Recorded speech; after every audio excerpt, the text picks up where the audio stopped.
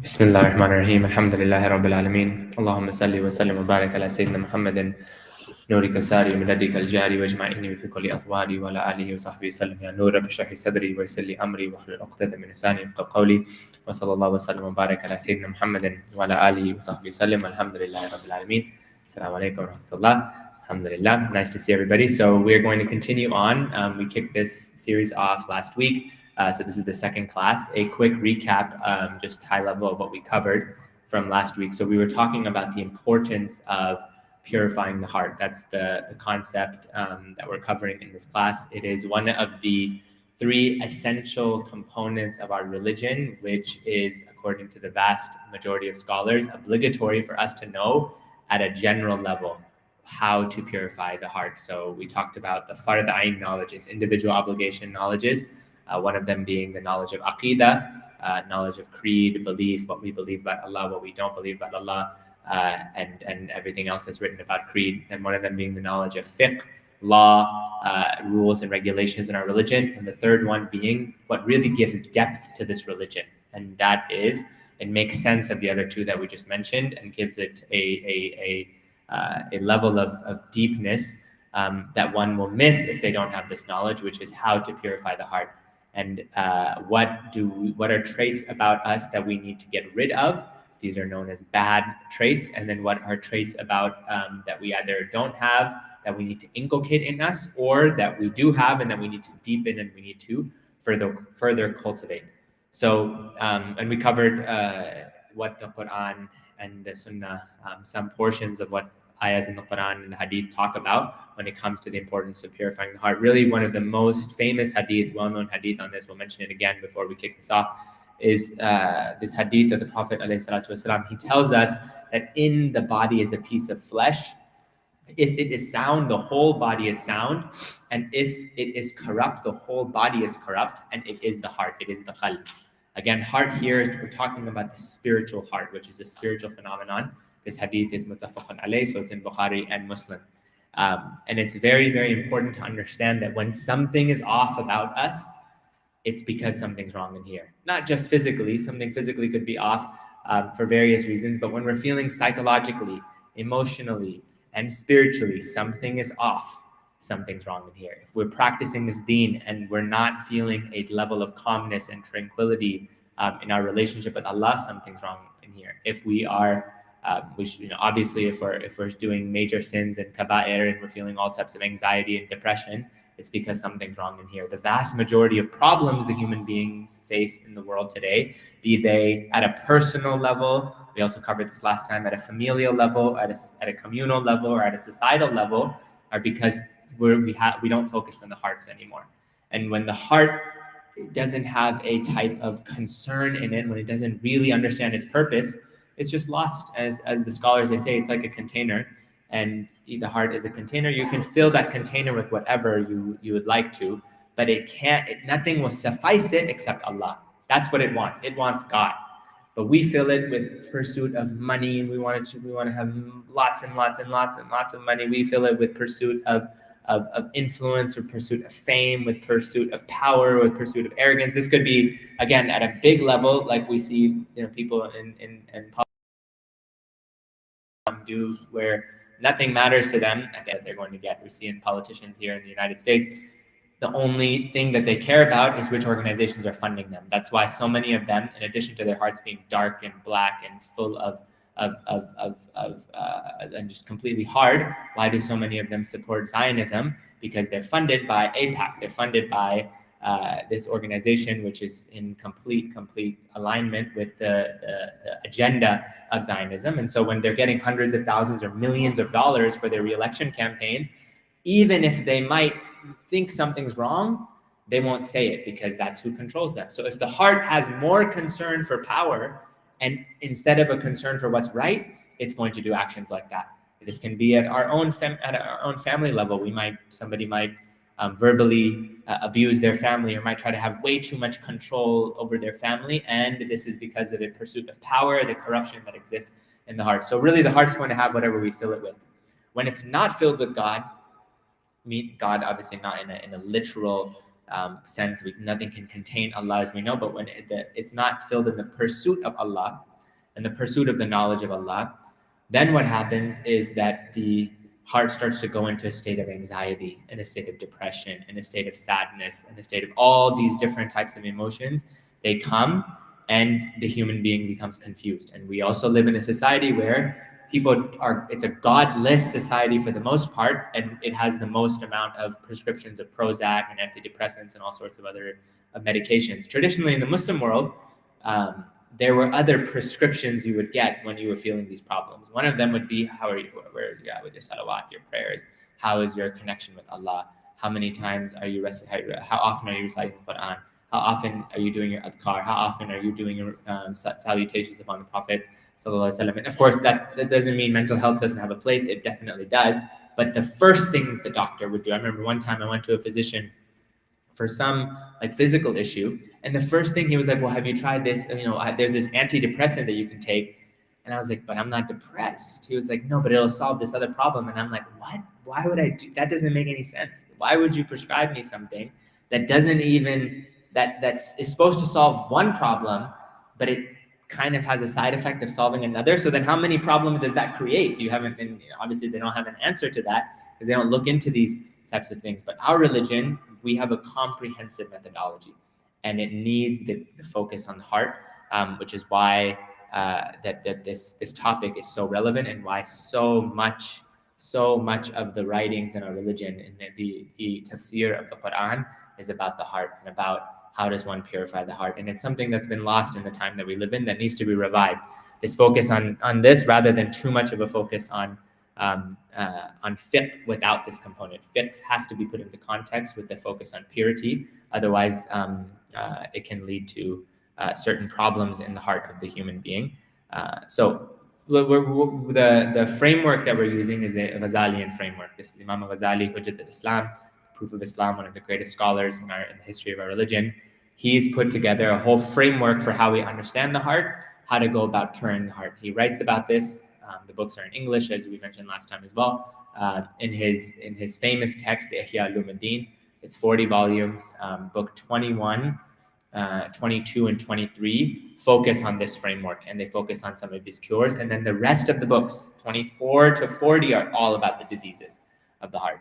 Each of them is a whole book. It's very in-depth. We're not doing that 24 through 40. We're taking snippets of the framework from 21 to 23, and then really the main text we're following in the rest of the class, which we'll get into some portion today and the rest next week, inshallah, is translated by Sheikh Hamza Yusuf. It's called Purification of the Heart, and it's a didactic poem which walks through maybe 20, 30 different diseases that the heart has.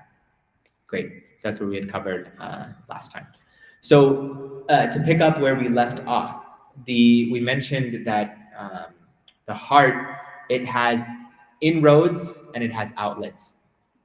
The inroads are actually are the same ones that are the outlets, essentially. But it needs ways to either become purified, or that those same inroads can lead to corruption. And then it needs ways to increase its purification. And whatever it is going on inside of the heart is what's going to manifest externally. So, for example, if we've ever like lost our cool, lost our temper with somebody, like a family member, a spouse, sibling, parents, hopefully not with our parents, but that's happened to many of us. But rather than saying, you know what, I just have a problem with my tongue, or I have a problem with this person, most of the time we'll say, no, it's the person that's the problem. That's what the nafs wants to say. The nafs is the ego. So in order to understand how to work on ourselves, we have to understand the components of the spiritual world that goes on. You have the heart, the qalb, which can either be pure or it can be impure. It can become a place of light, of nur, or a place of darkness. Then you have the nafs. The nafs is the ego. This is the lower self. Ego is another way to translate it. This is the part in us that it begins by inclining towards wrongs, and then it can be purified as well towards inclining eventually towards the divine. And so that's how the nafs becomes refined. The more that somebody follows their early version of their nafs, which is like a child, the more impure the heart gets. Okay. And then the third one to know is what's called the spirit, the ruh. So the way you would think about it in a drawing, and obviously it doesn't actually look like this, but you have the ruh, which is on top, the spirit, which is on top. You have the heart, which is the container. It's empty. It can be stained, or light can enter it, or it can be stained through the nafs. And then you have the nafs, which is on the bottom. It's facing the dunya. The ruh, you could essentially say, is facing the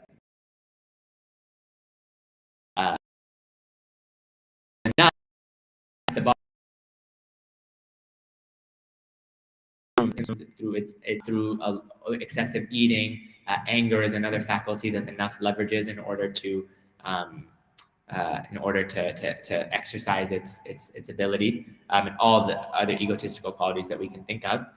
That now starts to stain the heart. So the more we listen to the nafs, the ego, the lower self, the more the heart gets stained. It gets dark and it gets blackened and it gets hardened over time. The more we allow our ruh to be more intact. The ruh is the spirit, and this is again receiving from the spiritual realms. The more the heart becomes pure. So it's about light from one angle, darkness from another angle, and the heart is essentially a receptacle that's going to be impacted based on what we let in. But of course, those things need inroads and they need outlets. So the inroads now become what you see through the eyes, what we listen to through the ears, what we say and what we converse about through the tongue, what we eat through the mouth, what we consume overall through the stomach, and then we have the private parts are also mentioned, and then our feet and our hands. So you have essentially the different being has. There's somebody who could walk to the masjid and they could pray Salatul, Tarawih, let's say in Ramadan, and they could have fasted all day, and now they're exposing themselves through the spirit, through to light, essentially, right? But what are they doing? They have to use their physical means to get there. They have to walk there. They have to pray, right? They were fasting and abstaining from food and water and relations in Ramadan through their mouth, through their stomach.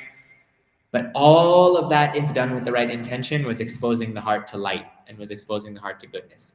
That somebody else in the same night, in the same time, one person is headed in one direction, they could walk to a bar and they could use that to drink alcohol and to consume something that's impermissible. And they could expose themselves then to looking at people who are dressed inappropriately and so on and so forth. What's that going to do? That person is still using the same limbs. They're using their feet, they're using their hands, they're using the eyes, they're using the ears, they're using the mouth, they're using their tongue, they're using their stomach, but they're using it towards haram. The haram has an impact that's dark, and now that's what the nafs wanted to do. Allah said, no, control the nafs, especially in Ramadan. Don't let it do certain things. But that person said, no, I'm not going to control the nafs, and they followed it. They followed their desires.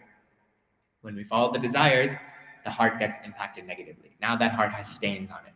And that's really, really important to understand. Now, the only way that somebody can go about purifying those stains is through using those same limbs and trying to exert themselves in spiritual activities, again, through the spirit, to purify the heart. So Toba would be an example. One makes repentance, and they use, you might use your hands to make dua. One is engaged in salat through all their limbs. Their conscience is engaged in salat. And they're saying, Ya Allah, forgive me for the sins that I've done. That washes away the wrong that we did. So alhamdulillah, our religion is not one in which we do something and we're never forgiven. No, we can ask Allah for forgiveness and to be completely transformed. However, it's really, really, really important to know that if somebody gets accustomed to following the nafs regularly, and as the heart gets darker and darker and darker, it becomes very hard to get back on the right track. If that just becomes our habit, a habitual routine, for 5, 10, 15 years, someone is engaged in the same sin. They're never working on themselves. It doesn't mean the door is not open for them to transform, but it's not as easy as somebody who catches themselves after, or Allah helps them after a month or 2 months or a few weeks, and they want to work on themselves. But this is the main thing. So Imam Ghazali, he says here that the body is the provision, okay? That the vehicle of the heart, he says, is the body. And that this is the way in which you attract this provision, which is either going to coat the heart in beauty and in light, or it's going to coat in darkness. So then for us, what becomes the point? Sometimes when we're younger, especially, I remember this was always something, a lot of folks think about when they're young is why do we have so much halal and haram in our religion? Everything is wrong, can't do anything. There's so many rules. No one else has any rules, and so there's this constant conversation around right and wrong, and why do we have to do certain things or not do certain things, or dress in a different way than everybody else, or consume things that are different than everybody else. And if we leave the conversation at like, no, it's wrong, just trust me, it's wrong, that's not going to work, especially for today's generation of youth. It's not going to work. But it usually never really worked at a deep level, because in the past as well, but especially now. What we have to say is, hold on, you have to understand, what does doing this wrong actually results in at a spiritual level. So every time we dress immodestly, women or men, there is an impact that has on the heart. It's not just the immodest clothing that is wrong in and of itself. No, it's the impact that disobeying Allah has on the heart. Every time we lash out at somebody, somebody might say, well, there's this guy, he's a billionaire, he's always yelling at people. A lot of these billionaires, full of themselves, they love to show their arrogance in a very, very public way. But he's still a billionaire, he's successful. What's up with that? Well, you don't know the state. We don't know the state of their heart. We evaluate somebody by their taqwa and how they exemplify their taqwa, and how do they follow the model of the Prophet ﷺ. Somebody who's arrogant and always yelling at somebody is not following the model of the Prophet ﷺ. He was somebody who was gentle and who was humble in his interactions. But the reason why this is important is because it meaning to the right, and otherwise the religion stays at a surface level and it's just about rules and regulations. And people in a society that doesn't have any rules anymore, that people at young ages are doing all sorts of haram and wrong, like the 3rd, 4th, 5th, 6th grade, people start doing things that in the past people weren't doing until they were like 18, 19 years old. You have to give meaning to the rules and regulations, and that's where this knowledge and this ilm of the heart becomes so important. So that's at a physical level. He says that there are two other vehicles by which the heart is either purified or corrupted. There's somebody's, and these are intangible. So there's someone's appetite and someone's anger. So how does appetite and anger, how do they work, and what exactly do we mean by this? So appetite is somebody's, that what is usually the means by which somebody wants to eat food, by means of which the human race literally reproduces. This is what we mean by the appetite. The two main appetites are the appetite for food, and the appetite for the carnal appetite for sexual desire. These can be channeled in the right direction, and they're totally permissible through marriage, and through eating halal and permissible food, and through regulating how much food that we eat so we don't always overeat. And now that's a means of purifying the heart. So it's really important to note this point, because we're about to mention one of the main ways to go about purifying the heart is through fasting. Why is fasting important? Because it's curtailing the appetite. It's through food intake. What we consume food through is also now what we are limiting and we are regulating in order to result in a certain amount of purity. And then the same thing with other types of ways to channel the appetite. But he says this same appetite that is the room for cravings and desires can be channeled in the wrong direction. Somebody can use it to eat all sorts of haram food, drink something that's haram, smoke something that's haram. And we have a smoking problem in general in this society. Like people smoke, and now there's these pens, and this has been like this 5-10 years, the vape pens that people have. And literally you see people just walking around like always with something, vaping and using the tobacco cartridges to just consume. And this is not good, not only for the body, but also not good for the heart, because it has a deep negative spiritual effect. So that's one way that the appetite is channeled. So hopefully it makes sense, the difference between these external things that we have, like our hands, and then the appetite, which is what stirs those things up, right? And the direction you're going to channel that in. Then the next one he says is that of anger.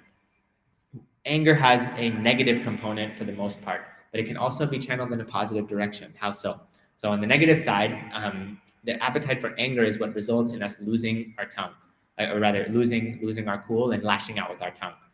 Maybe somebody might even physically hurt somebody. Maybe somebody might intend on doing something really, really wrong to someone. That intention starts with that faculty that lives inside of us. That this faculty, which we'll get into, it's called the faculty which governs anger. But in the same way, somebody who is upset sees something wrong done and they stop that wrong, right? They stop an injustice. They need a certain type of anger in them. They're channeling that in the right direction. Somebody's trying to hurt their family and they stop that from happening. That's using anger in the right direction. Of course, someone is going to be upset about it. So Allah created these things not because we have to eliminate them, but because we have to channel them. And everything we have is meant to be channeled. If it's channeled in the right direction, alhamdulillah, it'll be very good for us. If it's channeled in the wrong direction, then it will result in what we see around the world today, which is people just taking out their anger in all sorts of ways. So this is the framework. So then he says, and right now I know what we're talking about is like really theoretical, but it will all really become useful when we get into the diseases and why these diseases exist and what we need to do to cure them. Because this is, again, these are the tools. One of the things Imam Ghazali he does is he doesn't just get into the specifics without first giving people the tools to be able to diagnose at a structural level how to approach this, because he wants to give the framework to say whatever challenge you're going to face. So you can extrapolate a lot of these things to diseases that the early scholars, they didn't necessarily mention because they might not have existed in their time. Some of the types of things that exist now in forms of social media and whatnot, they didn't exist at the time. But if somebody has the tools and the framework, they have the principles. So our religion, we have a whole science called usul. And so usul gives you the principles to say, well, based on this issue, this is what the ruling should be. Similarly, for the heart, there's usul, there's principles. If we understand these principles, we'll understand, oh, that's why I did that one thing in that one situation. It was because of this root issue that was going on inside of me. So that's why it's important. So he says that the ultimate goal of purifying the heart is there's a goal, which is to attain good character. Husn al-khuluq. The Prophet is sent on a khuluqun adim, a vast character. He is sent to perfect noble character, as he said in one narration. You can't force noble character to just be perfected. It's not like, oh God, I'm always mean to people, so I just have to be nice. That's too simple.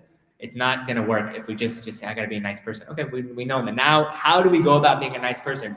If we're mean and if we're rude, there's 5 or 10 different reasons that could be going on inside for why we are speaking like that to somebody. We have to diagnose those issues and not just, again, what they say, Band-Aid solution, not just put a Band-Aid over that.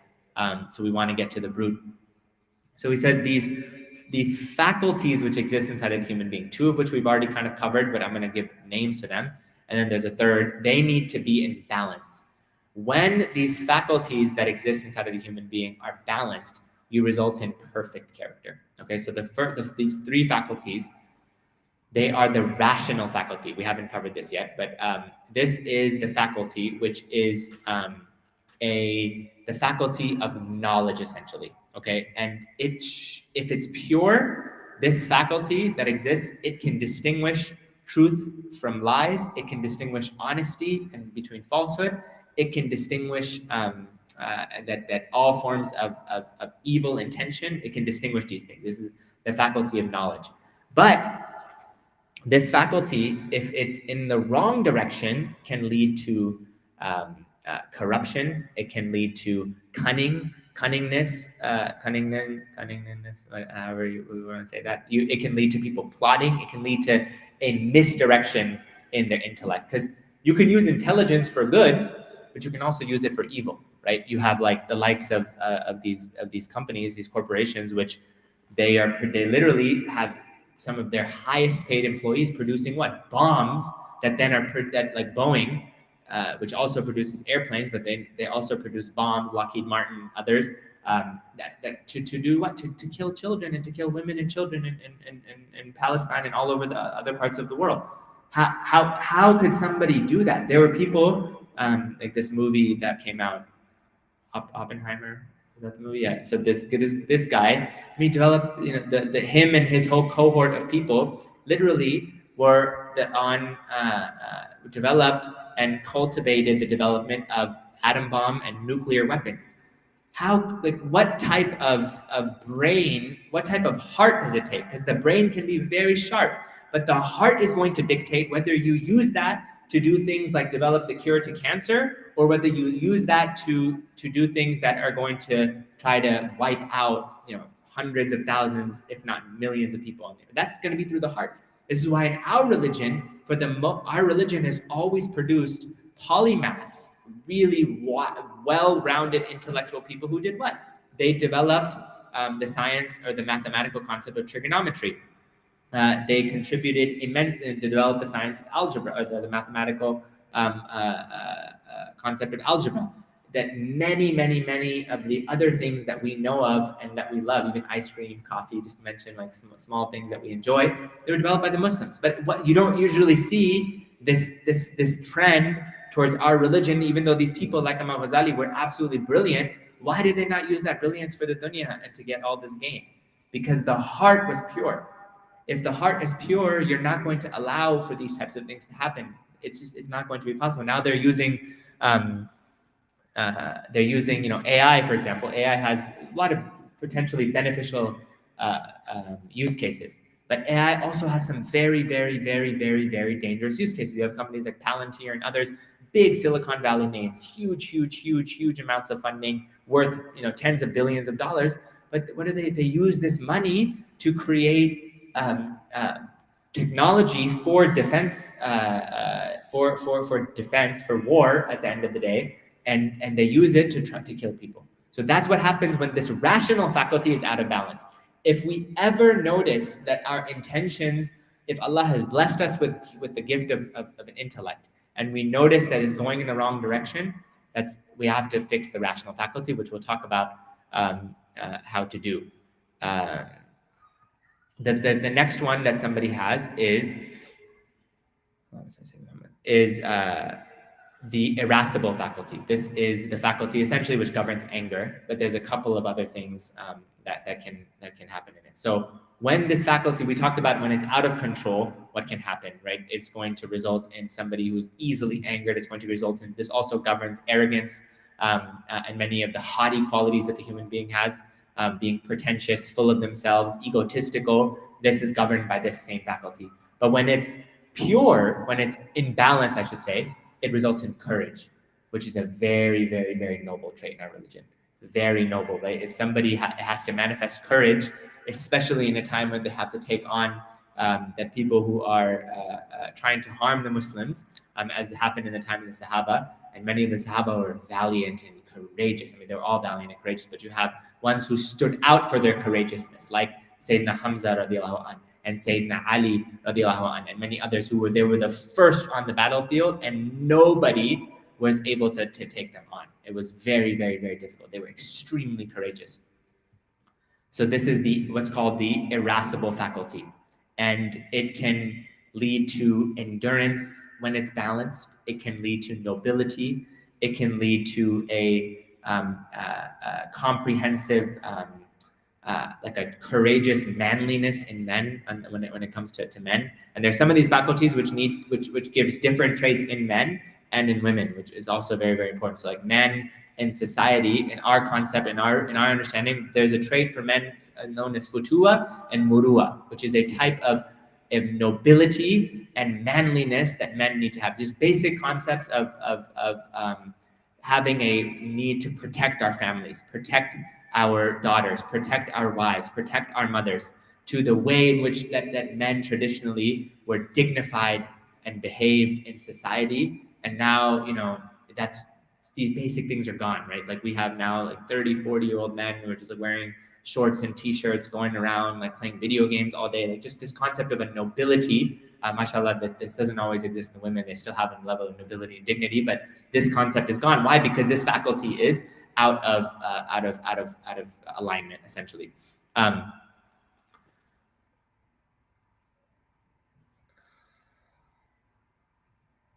second here. So the third one is the faculty of the appetite, and this is in Arabic. This is called the quwwa shahmaniya, but we'll just call it the appetitive faculty. So this is one which When it is out of control, it gives it gives fruit to not fruit, but it bears greed, stinginess, extravagance, riyah, envy. These are all like child diseases essentially. So we're going to get into almost each of these diseases at some point, and it's important to know which of the faculties we have, what's in alignment, and which one of these are out of alignment. Also, excessive, if somebody has excessive lust and sexual desire, that this is one of the other things. Overeating, all of these type of things, it's because the appetitive faculty is out of control. That the overeating could be a physical issue, but for the most part, in our understanding, it's also a spiritual issue. Something's wrong inside, and somebody feels the need to just constantly be eating. In our religion, it was actually always praised traditionally to keep it light, keep it light, and traditionally the Muslims were able to regulate their food intake often. In fact, one of the doctors, the Prophet ﷺ, there was a doctor who came in Medina, and the Prophet ﷺ said, "You're not going to have any patients here," and he remained in Medina for a period of time, and then he came.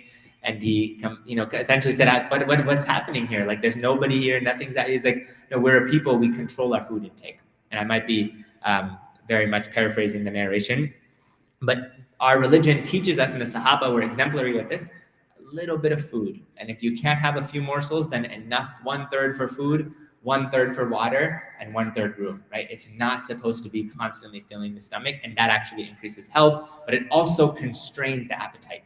It limits and it regulates the appetite. So when this faculty is out of balance, we mentioned what happens. When it's in balance, it creates a lot of beautiful things. So we'll talk about what this one creates, and we'll kind of talk about the cardinal virtue, which can result when each of these faculties are in balance. These are like the ideal virtues. All other virtues essentially stem from them. So when the faculty, that's the appetitive faculty, results in, when it's in balance, it gives rise to modesty. It gives rise to patience, to tolerance, to a contentment and a cheerfulness behavior that the human being has, to generosity. And we mentioned when it's out of balance, to greed, to obscenity, to stinginess, to improper language, to lust, and these types of things. The cardinal virtue, when this faculty is perfected, is temperance. Temperance is a type of really what's the hilm, you could say, where somebody is really, really forbearing and they're able to absorb a lot, extremely magnanimous, able to absorb a lot. People do things to them and they're very, very, very much like, alhamdulillah, that's all good. And they're very easy to deal with, to work with, to talk to, very welcoming, that very, very unlikely to get angered, very difficult to make this person upset. The person who's perfected the quality of temperance, and there's a modesty component. There's also shyness that this person has deep down inside that they're feeling before Allah, that also comes out in front of other people. They're not going to talk about obscene things. This person who has this faculty in balance. Sayyidina Uthman radiallahu anh manifested this quality.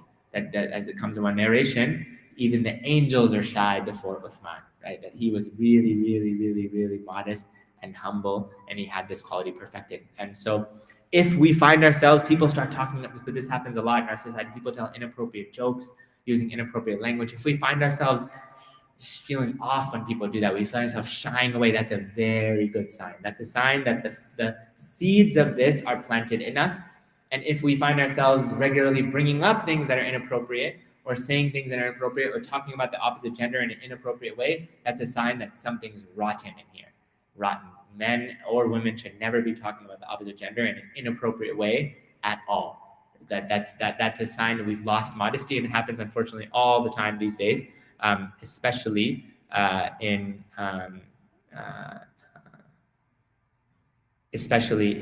online. This is very, very, very dangerous. So then when the faculty of what we call the irascible faculty, when the one that governs anger, when it's in balance, it gives rise to courage, which is the cardinal virtue, and also allows for endurance, the ability to control anger, and so on. And when it's out of whack, it leads to arrogance, conceit, Again, quick to anger, pride, ujub. All of these are a category which we'll cover in depth in the text, inshallah, as we go through the classes. But ujub is being impressed with yourself. Pride is somebody who thinks that they're better than other people. Arrogance is someone who actually shows that pride off to other people. Conceit is also somebody who is very, very, very full of themselves and very pretentious. These are the different things that happen. All of us, the interesting thing is the vast majority of what we just mentioned, these are traits which they're just be sitting inside of us, and we don't know that they're there until the situation comes in which they might come out. Somebody says something about us, and it hits our ego, and we just want to do something that completely responds in a certain way. Now we know, okay, that trait exists, so I have to go fix that trait and fix the root faculty that's off, and I have to bring it into equilibrium with what did the Prophet say? None of you truly believes until their desires are in accordance with what I've brought. So one of the ways we can understand this hadith is until that what we are doing, what we're thinking about, the way we're approaching our life is in accordance with what the Prophet brought. And he is the perfect exemplar of all of these faculties, it being in complete moderation. That when they achieve their cardinal virtues, this is now you get somebody who is prophetic in nature. If you ever met somebody who, that person, that's like a saint. That person is a saint, not usually because of what they do, it's because of how they made you feel. Usually for the most, someone feels really, really amazing. The people used to feel amazing around the Prophet. They used to just feel really, really, really welcome. And he would never, ever, ever do anything that would make them feel off-putting. And if it was something that they were disobeying Allah in, even that, his reproach would be wise in accordance with how that person could handle it. It wasn't like a complete, even the man, we know this famous story, the man who came into the masjid, he was urinating in the masjid, and the Sahaba get very, very angry. And what does the Prophet say? He says, before they're about to try to harm this man, he says to let him finish.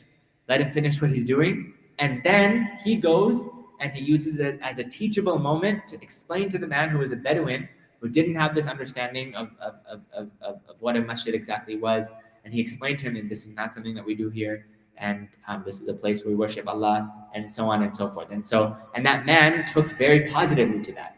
Versus had the Sahaba who were working on themselves still, they weren't perfected like the Prophet was perfected. Had they said something, it would have driven the man away, and he probably might never come back to the masjid. But the Prophet knew exactly what to do, and he knew how to approach it. This is the type of magnanimity that we need in our religion, but we won't do that in our religion if it doesn't exist in the heart in the first place. If our first inclination is to start getting upset and yelling at people, when that happens, that's something missing with regards to these faculties. Okay, great. So the 4 cardinal virtues, then there was, we forgot to mention one of them. When the rational faculty is perfected, it results in wisdom. Wisdom is the correct application of knowledge. So it's not just having knowledge, it's knowing how to apply it, when to apply a specific ruling, a specific piece of knowledge, how to explain it, and how to help somebody actually get closer to Allah or whatever they're doing with that knowledge in that form. So it's very, very, very important to have wisdom in our deen, because a lot of people, they have the information memorized, but they don't know what to say. And then they push people away from Islam because they didn't apply that information correctly. They didn't have wisdom because the rational faculty was off. It said, no, I know a bunch of things. And now it might have led to actually that person being like, well, because I know, I'm the police to tell everybody what's right and what's wrong. But actually, the goal of knowledge is not to police people. The goal of knowledge is to help people get closer to Allah. And you do that with wisdom and with gentleness. And Allah says, that Allah teaches them the kitab wal hikmah. He says this multiple times in the Quran. He taught them the book and the wisdom and the hikmah, because wisdom is very, very critical. For our children, it's especially important that we use hikmah, wisdom, in how we teach them this deen. We don't want them to feel pushed away by our religion. For people who are newer to the religion or who are still working on certain things, you don't say the same thing to them that you might say to somebody who's been practicing this deen properly for like 20, 30 years. With one person, the second person, you could take a little bit more of a firm approach on certain things. With that newcomer, you have to be very gentle. You gotta be like, okay, no. It's not that you say some things are allowed, but you might say, okay, it is still taking you some time to get there, alhamdulillah. But now everybody wants to say, no, this is wrong, and what you're doing is wrong, and so there's no room for you if you don't do this thing correctly.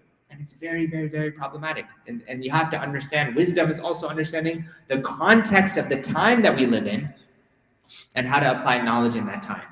So one example, and this is also very important if somebody has younger children or siblings or really anyone for living in this society, it's important to know. We're living in a society right now where people in like their teenage years are engaging in inappropriate activities when it comes to relationships, where people are engaging in all forms of drugs, all forms of alcohol, highly inappropriate music. I mean, there's so much wrong that's going on. Now, as a parent, somebody might be a little sheltered and might not know that all this stuff is what's going on at the public school that somebody sends their kids to. And then we might get super intense with our children on like one thing that they're not doing Islamically, like something, you're always, missing this Quran class that you're supposed to do, and we might start to get really upset at them, or I can't think of a better example, but whatever example we can think of. And we're missing the point that actually they're staying away from all of the other very serious harams that exist in society. And wisdom would make it such that we actually appreciate what they're doing and help them channel what they actually do have, the good qualities that they do have, towards getting closer to Allah, instead of a stick approach always, where it's like, if you don't do what I say is correct, you're not going to follow the deen. What ends up happening to people is they get pressured, they get too much pressure builds up, and they end up leaving the religion, or once they go to college, they end up doing really whatever they want because nobody's watching. Then they're not fearing God, they're fearing the parent, right? They're fearing the elder. We have to teach people to fear Allah, and fearing Allah is done when knowledge is applied, again, with wisdom. There's so many other examples I can think of in this situation, but for the sake of time, we won't mention too many others. But if we're also somebody who is very, very focused on very narrow, we have a very narrow-minded view of the religion, and we're living in the United States of America, we should either not live in the West, or we should develop a more expansive view of the religion, because the religion cannot be applied in a very narrow, specific way, the way that we think, when there's a lot of scholarly room in our religion. I mean, there's multiple madahib. There's sometimes find room for people who have different opinions on things in order to create room for people. And then when they're ready, you take the more strict approach. But not everybody is ready in year one or year two of their taking their deen seriously. So this is also like an example. One thing that comes to mind, I remember somebody one time was mentioning they're struggling with eating halal meat. The zabiha meat, right? And so we know in our religion, the 99.9% of the rulings say you have to eat meat that's slaughtered properly in the name of Allah. This is mentioned in the Quran, in Surah Al-Ma'idah, and many other surahs. And so now this person, so we were discussing it, and it was like, they just didn't, they didn't have any problem with halal meat, but they had like one very specific sandwich at some specific place that they didn't want to give up. Okay, so now the question is, if you're going to be wise about how you apply the knowledge, is the answer to that person to say, you know what? Yeah, just until you're ready to give up all of the meat that you're eating, like every single thing that you're eating that's impermissible, don't give up any of it. Is that what you would say to the person? Or if they're saying, you know what, I'm ready to give it all up, but I just want to eat that one sandwich like once a week or once a month or whatever it is, and then do you say, yeah, that's fine, you should totally do that until you're ready to give up that sandwich as well? The second answer in the society we live in would be the wise answer to give, because that person they're leaving some of the haram. 95% of the haram. How often are they going to go to their sandwich place, especially if their spouse, everybody else around them is eating halal, but they're not ready to give that up? So you say, okay, just wait, just give it all up, and don't give that sandwich up until you're ready to, and then slowly work on it, right? It's a small thing, but there are people literally who have this all or nothing shadid approach to the religion, and it results in extreme confusion. Right? There's people who I know who've asked to convert to Islam, and one of the scholars is mentioning this. They say, I want to convert to Islam, but I'm not going to give up drinking. Okay, so now do you say don't convert to Islam till you're ready to give up drinking? Well, what's the bigger sin, the kufr or the alcohol? The kufr is the bigger sin. 100% is the bigger sin. Alcohol is not anywhere close to the sin of kufr or of shirk. So you say, okay, no, welcome them into the deen. You want to believe in the oneness of God? It's much better than your atheistic belief. And then slowly work on giving up the alcohol, give up the drinking. Of course, it's haram, but you don't negate the greater good of inviting them to the deen. And this was the way of the Prophet ﷺ. The Sahaba in the early days, some of them, they were drinking. And then they had to slowly give it. Even Allah revealed the ayahs of drinking as gradual, because that society couldn't handle it. Now, of course, it's haram. It's like there is no gradual component to it. But you see Allah showing us how you apply wisdom to people who might be engaged in certain kaba'ir, but to say, okay, no, you still enter them into the religion. If somebody's ready to give it all up, alhamdulillah, cold turkey, that's the right way to do it. The best way is you give up the haram immediately. But if somebody can't, you say, fine, give up the haram gradually. But at least welcome them into the religion and focus on the right things with the person at the right time. So these four faculties, these three faculties, really, the rational faculty, the irascible faculty, the appetitive faculty. If we can understand these, and then we can understand what happens when they're in equilibrium and balance, and what happens when they're out, we'll start to make a lot of sense of what's going on with us, because we'll know how to cure each and every single one. Some of us, we really struggle with the appetite, and so it's just going, especially if somebody is unmarried and they are in a society where there's a lot of calls to lust and so on and so forth, they might struggle deeply with this one. Then there's ways to regulate this one. Someone else might really struggle with the irascible one, with that governs anger and arrogance and so on. And so they would want to work on that. So the irascible, the rational, the appetitive, when they're in balance, it results in wisdom, courage, and temperance. These are the main ones, the main things that happens when these faculties are in balance. When they're out of balance, all the other diseases that we're about to get into in the next, how many other classes Allah gives us the ability to do, inshallah, they all come from out of balance of these different faculties that we have. And so there's the root diseases, and then there's the child diseases that branch off of the root. And so what so hopefully that all makes sense. What the way in which one approaches now curing these diseases that somebody might have is, the goal is, we talked about this concept of equilibrium. The whole goal is to get us into an equilibrium. What did the Prophet ﷺ say? He said, this is an ummatan wasata, a middle nation, middle path. It's the middle.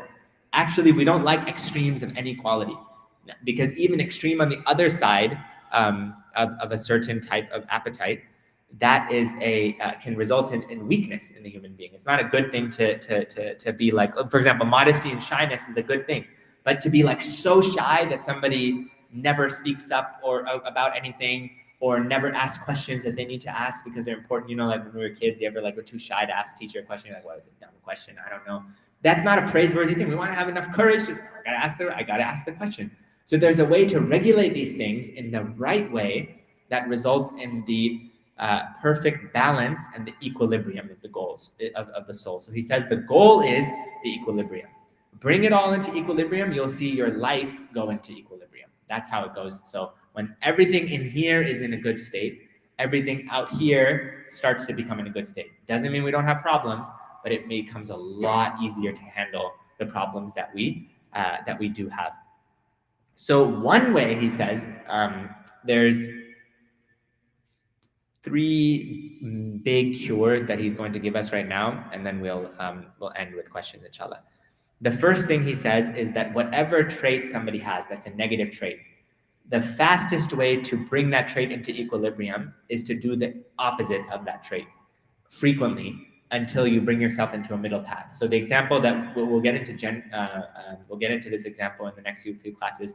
But let's say somebody is like they're really miserly. They're really stingy with their money. They never want to give any money. They never want to pay for anything. And they're always hoping someone else is going to pay for things. Like they never really want. They're just they hold on to their money really, really tightly. That person has to get to the quality of generosity, the middle trait of on the spectrum. So miserliness is on one side of the spectrum. Generosity is the middle side. Overspending is on the other side. There is a way to just overspend and waste money. Right? You don't want to like always hold on to it, but you don't want to waste all of it. Right? Like overspending constantly, like doing, that's not a good trait either. So the middle trait is generosity. So what he says is, if you're here, in order to get to becoming generous, this will apply to any trait. It will apply to anger, it will apply to patience, etc. First, you have to force yourself to regularly do actions that are on this side. So for a while, you do spend a lot more on other people. You do give a lot more in charity. You do part with your money more frequently. What happens then is the trait comes and becomes in the middle. It slowly comes in the middle. He says, if you try to be moderately generous, you're going to end up here, right? There's like, if you think about a spectrum, this is like, 0% is 100%. This is the 50%, in the middle. If you just do it at 50% and you're here, you're going to get to the 75th. You don't want that. You want to get to the 50th, the middle percentile, right? Hopefully that we can like kind of imagine that in our minds. And so you have to act here for a period of time. But once somebody's established, alhamdulillah, they're like comfortable parting with their wealth. Somebody asks at the masjid for donations, alhamdulillah, yeah, I'm going to give money. Right? I'm not going to give all my whole bank account. I'm going to give them some money though. Somebody comes time to pay for something, they're like, yeah, I'm going to pay. The heart doesn't feel like a I gotta hold on to this.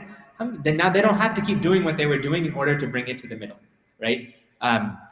So the same thing happens with it's one of the wisdoms. Allah knows best. For why we don't fast the whole year? We fast for a month, because the month of fasting will bring us all the stuff that we did that bring us into the wrong side of the spectrum. It'll bring us back into the middle, right? And then fasting a few times a month will allow us to stay in the middle when it comes to our appetites, restraining our desires, our excessive food intake, and so on and so forth. So he says that this is the goal. When we talk about the traits that we have to get rid of, we're going to try to also talk about the trait that counteracts that. So miserliness, bukhl, the one that counteracts that is generosity, right? So we'll also try to talk about what that middle goal is and that middle trait is. We're the one who always talks back. Like if it's to our parents, we're always talking back. To our spouse, we find ways to criticize them no matter what. To our children, we're yelling at them. To our coworkers, and for us, we're like, no, everybody else is the problem. They're all like, they just all have so many issues. They got no problems. It's all them. Right? That's that. Now for us to cure that for a while, we just have to be quiet. Meaning, not that we never talk, but like we just don't ever say anything back to people when we feel a desire inside of us to talk back. Until we get to a trait of a middle where we know how to say, okay, I got to make sure I make my point in certain situations, right? Like in conversations that are important, but not in a rude way. No, it has to be done with wisdom and with gentleness. So that would be like another example on the spectrum. So this spectrum, at least when I first learned about it, it was really useful for me, because I was like, okay, I definitely have a lot of ones that are here. I got to figure out how to get them to the middle, but I have to act over here for a period of time. And then you'll notice, oh no, slowly it's getting to the middle. It's slowly balancing out. He says, so that's the spectrum. The two things we'll leave with, inshallah, is he says at the beginning of the path of trying to do this, there's no cure for the heart that's better than hunger. No cure that's better than hunger. Why? Because hunger, he says, is comprehensive. When somebody fasts or just doesn't eat a lot. Hunger doesn't mean we have to make the intention to fast the whole day. Somebody might just skip lunch and they eat like a breakfast and they eat a dinner, but they're just trying to keep their stomach light. He says he gets into a whole section, which maybe I'll cover in the next couple of classes, on what the spiritual benefits of hunger are inside of the human being. But he says this is one of the fastest ways because it restrains the appetite that causes a lot of problems, which is the appetitive faculty we just talked about. And usually the person who keeps their stomach light, they're not full, they're much less likely to misbehave with other people. You remember people who are in states of difficulty when you yourselves are feeling some type of internal weakness, right? And so that's one of the wisdoms. And he says that the second thing is to actually allow yourself to regularly be taught by moments in which people push your buttons. He said one of the really interesting things I thought that was mentioned is that if you are easily angered, he said, keep the company of ill-mannered people so you can teach your nafs how to tolerate them. Very interesting. Either we are the ill-mannered person or we all have people. And Allah says in this Quran, وَجَعَلْنَا بَعْضَكُمْ بَعْضَ فِتْنَةً. We've created some of you as a test for others. We're like, oh, that person is always on my nerves. No matter what I do, they're always bothering me. That every time I see them, it's like a problem. All right. So now instead of getting upset or angry at that, he says, no, use it to find ways to cure your own anger. Because if you can hold your tongue in front of them, you can hold your tongue in front of anybody.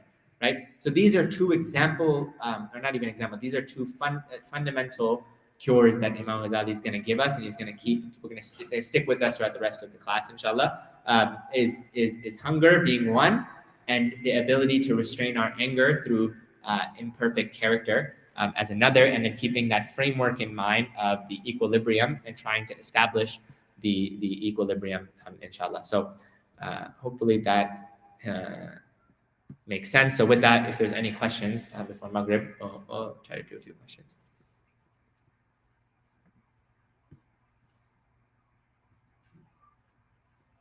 Same thing online. If there's questions, just post them in the comment section. Questions?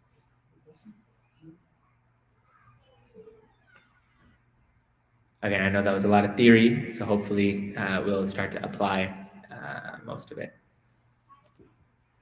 Somebody asked, any references for text by Ghazali on this topic specifically? Yeah, the three references that we would recommend. So the books have been translated in English. One is called Marvels of the Heart by Imam Ghazali. You can, it's book 21 of the Ihya Ulumuddin. The second is called Disciplining the Soul and Attaining Good Character, and that's book 22 and 23. It's you can purchase it as a combination. So those are the references that we're discussing. Yeah. But those are the texts that we're pulling from. Any questions in person? Sister side, any questions? Anything? Okay, alhamdulillah. All right, let's see if anything else online.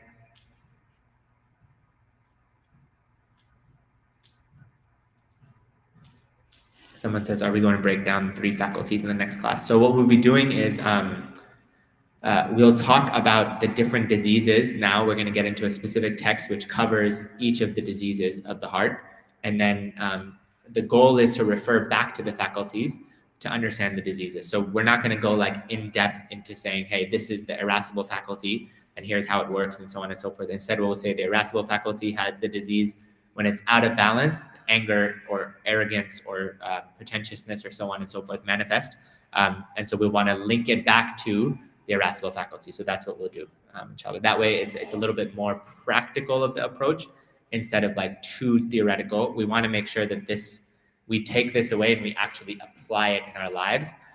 We don't just like memorize these concepts. And again, that's knowledge. There's a difference between knowledge and application of knowledge. The goal is for us to apply the knowledge.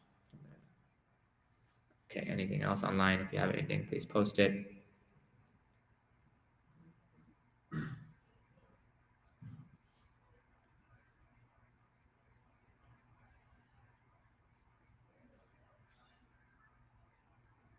Yes, question. What do you do if, say, for instance, like fasting isn't enough at that time? What will be the next step as fasting? Say if you have an issue with like anger. Yeah, good question. The question is, we're fasting, but it's not necessarily enough.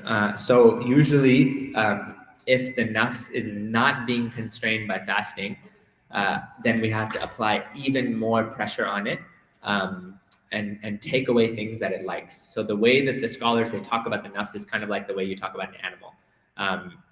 We don't live in societies like agrarian societies where people are around a lot of animals, but the basic concept is that you take things away when they're not doing certain things and you reward them when they listen, right? So if the nafs is not listening and it's still getting angry, now you make it do things that you wouldn't have had it do otherwise. So you could set like and this is from the Sunnah, it's also from the Sahaba, that if they did something wrong that they didn't, or they didn't do something that they were going to do, like a good deed, they forgot it for a day, they would say, I'm going to give 100,000 dinars away. I'm going to give $100 away. I'm going to give $50 away. Like something that's going to be heavy, not too easy.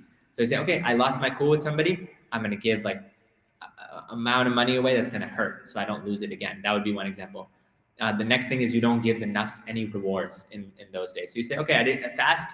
But sometimes we're fasting and it's looking forward to what it's going to eat after the fast. I'm going to eat this, I'm going to eat this, I'm going to eat this. You're saying, no, you're going to have bread and water. That's what Imam Ghazali literally gives that as a treatment. You're not going to have all the fancy foods and meals and so on. You're not going to have any dessert. You're just going to, this all you're going to eat for a week if you don't constrain yourself. So you have to actually make it like a back and forth relationship, because sometimes the disease is so deep rooted and so embedded in us that it's not sufficient to just do one spiritual exercise and expect it to do another. The third one would be an example is if the nafs is out of control, you say, hey, I'm going to make Like, I have to wake up now for the tahajjud for a week straight, especially in the summer months where it's really difficult. I have to do it. And if I don't do it, this is going to be the punch. So you kind of more and more exercises, spiritual exercises, until it starts to become into equilibrium. Yeah. Okay, so I think Maghrib is in, inshallah. So we'll go ahead and end with a short dua.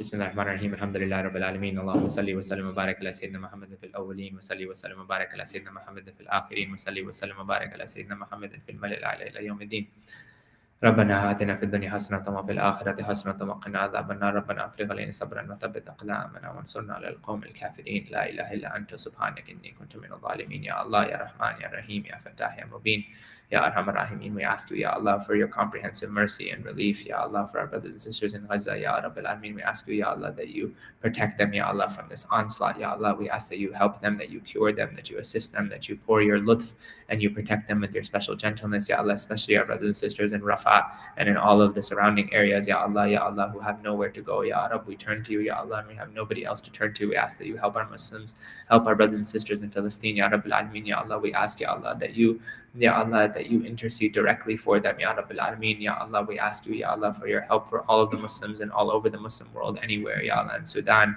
and the rest of Palestine, Ya Rabbil Alameen, all over the Muslim world who are suffering, Ya Allah, from famine or from hunger or from adversity, Ya Allah, that you feed them, that you give them food, that you give them to drink, that you give them sustenance, Ya Rabbil Alameen. We ask that you help us, Ya Allah, do our part as Muslims, Ya Allah, and to work on ourselves and to use the blessings that you have given us of security and of community and of family and of food and of safety and all these blessings, Ya Allah, to get closer to you and to use them in virtue and to not to use them in sin or in itham or in anything that you do not prefer, Ya Rabbil Alameen. We ask that you allow us to apply the knowledge that our teachers have taught us, Ya Rabbil Alameen, and the knowledge of Imam Ghazali, Ya Allah. And we ask that you allow us, Ya Allah, to follow the sunnah of the Prophet ﷺ in the best of ways, Ya Allah. And we ask that you give us the ability, Ya Allah, and that you purify our hearts directly for us. Fi khair wa lutf wal afiyah. We ask you for everything good the Prophet ﷺ asked for, and we ask you for protection from everything evil that he has protection from. Sallallahu alaihi wa sallam wa barak ala Sayyidina Muhammadin wa ala alihi wa sahbihi wa sallam. Alhamdulillahi Rabbil Alameen.